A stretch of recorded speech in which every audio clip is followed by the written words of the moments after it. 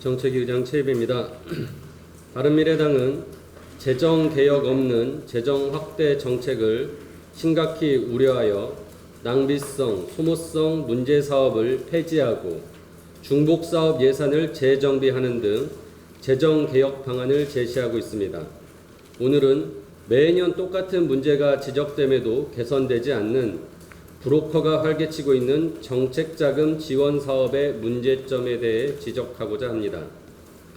정부는 일본 수출 규제 조치에 맞서 앞으로 5년 동안 부품 소재 연구 개발에 5조 원이 넘는 예산을 쏟아붓기로 했습니다. 그런데 최근 언론 보도에 따르면 벌써부터 브로커가 활개를 치고 있다고 합니다. 정부 예산을 따내주는 대가로 적게는 수십만 원에서 많게는 지원금의 일정 비율을 컨설팅 비용으로 요구하거나 가짜 연구소를 만드는 방법까지 알려준다고 합니다. 심지어 정부 평가위원이 브로커로 활동하고 있습니다. 전문 정책자금 사냥 브로커들이 난립하는 사업은 이뿐만이 아닙니다. 내년에 5.5조 원을 투입하겠다는 창업 지원 사업에는 이미 인터넷에 창업 사업 계획서만 쳐도 관련 서류를 대필해준다는 광고가 수백 개나 검색됩니다. 창업 지원 사업에도 역시 정부 평가위원이 브로커로 활동하고 있습니다.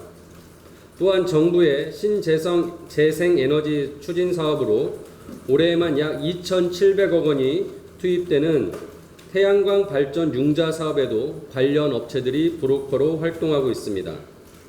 이와 같이 정부 정책자금을 두고 정책자금 사냥꾼인 브로커가 횡행하고 가짜 연구소, 대필 사업계획서가 난립하는 이유는 첫째, 제3자의 부당 개입에 대한 기준 등 관련 법규가 없어 처벌을 못하고 있기 때문입니다. 둘째, 사업 성과의 평가 요소 중의 하나인 사업 진행률의 측정 방법이 어떻게든 예산만 밀어내면 되기 때문입니다. 셋째, 서류 평가만으로 정부 지원금이 지급되기 때문입니다. 다음과 같은 해결책을 제시하고자 합니다. 첫째, 사업 심사 시 서류 심사만으로 할 것이 아니라 대면 심사, 현장 실사를 강화해야 됩니다. 둘째, 법규를 마련해 부당한 정부 지원을 받은 경우 환수, 처벌 등 강력한 사후 관리를 해야 합니다. 셋째, 융자 사업의 경우 시장의 평가 능력을 활용할 수 있도록 정부가 직접 융자해주는 대신 사업자가 금융기관에서 사업 심사와 대출을 받도록 하고 정부는 시장 이자율과 정책 금리의 차이를 보전해주는 2차 보전 사업으로 전환할 것을 요구합니다. 그리고 정부 정책자금 집행 체계 및 성과에 대한 국회와 감사원의 지속적인 모니터링을 해야 할 것입니다.